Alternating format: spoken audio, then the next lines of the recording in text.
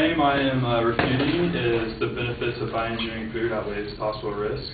And the main supporting points that my opponent included were bioengineering of food benefits human health, it makes food more available to people, and it is safe because the FDA endorses it. First off, I'll start out with health benefits. In response to her example of the golden rice with vitamins being put into the rice to help the blind kids in the Philippines, a survey by the Union of Concerned Scientists of field-tested food crops, 93% of the genetic changes are performed to make food production and processing easier and maximize profitability, and only 7% are done to improve nutrition or taste, which proves that they really don't care about adding vitamins. It's just about the money and making it the cheapest. Following is from the New England Journal of Medicine. In 1996, 8 individuals who were sensitive to Brazilian nuts had serious allergic reactions with soybeans modified with Brazil nuts. The first genetically altered crop submitted to the FDA, the flavor saver tomato, also mentioned by my opponent as being beneficial, showed evidence of toxins. 7 out of 20 rats who were fed this contradicted stomach lesions. My opponent also believes that because plants can be genetically made resistant to insects, there is less use of pesticides, therefore reducing pesticides in our diet. In actuality, what is happening is there are more toxins being put into our food than before.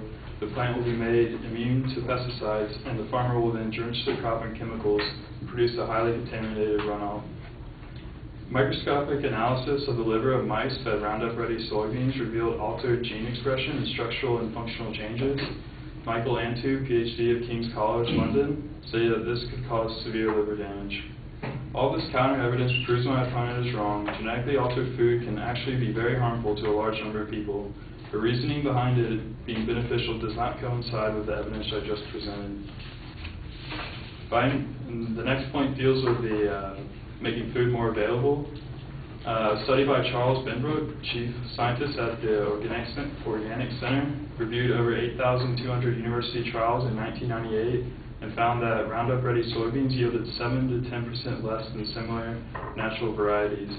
In addition, the same study found that farmers used 5 to 10 more times herbicide on Roundup-ready soybeans than on conventional ones. In 1998, the World Bank forced India to open its seed sectors to global corporations. Farm-safe seeds were replaced with corporate seeds, which require fertilizers, pesticides, and could not be saved and had to be replenished each year. And from 1997 to 2007, the number of Indian farmers who have committed suicide is a staggering 182,936. This can be found on Wikipedia or on the internet anywhere.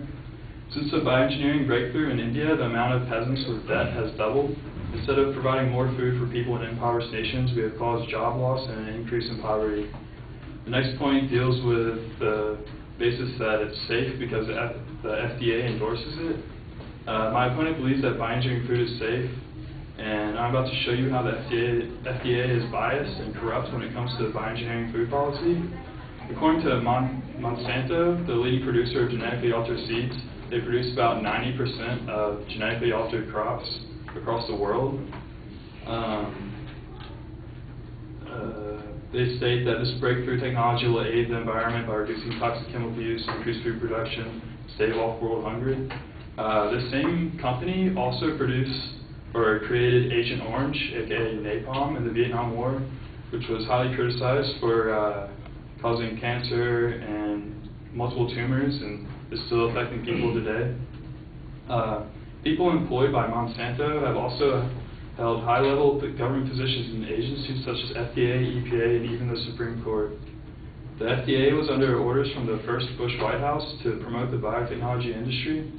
The political appointee in charge of agency policy was a former attorney for Monsanto and later became their vice president. The FDA policy ignored the scientists' warnings and allowed food crops onto the market without any required safety studies. This is proven by the following quotes. Monsanto should not have to vouchsafe the safety of biotech food. Our interest is in selling as much of it as possible and assuring its safety in the FDA's job. And the next quote comes from the FDA. Ultimately, it is the food processor who is responsible for assuring safety. The same company spent $3 million, and, well, in conclusion, all of this leads to a negative impact on humans, plants, animals, and even our planet. And it's a monopolized corporation that controls the entire market. So, yeah, it's important to understand the risk of bioengineered food, and that is it. Thank you.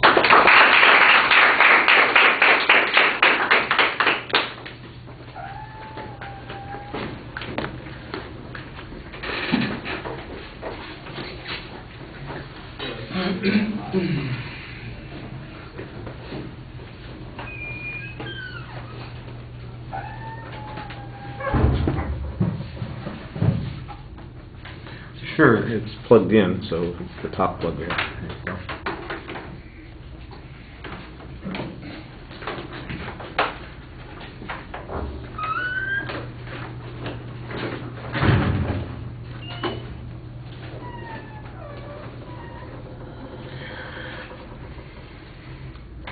All right, Robert, the labeling on the claims is pretty clear at the beginning. There's a good preview. I thought that maybe your labeling could have been a little bit clearer on the second point when you got to it, but on the first and the third point it was solid.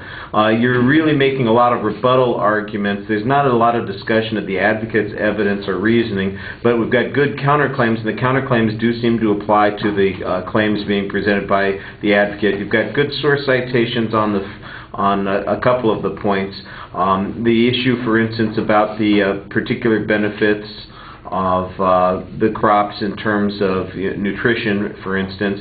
Well, you've got a general claim about 93% of it is really about cost issues. I'm not sure that that's quite as responsive to the argument as it could be, but then you offer a second counterclaim talking about negative consequences like allergies and those sorts of things. I think you did need a source on that. I do think that you had an example, but I'm not sure where the example came from.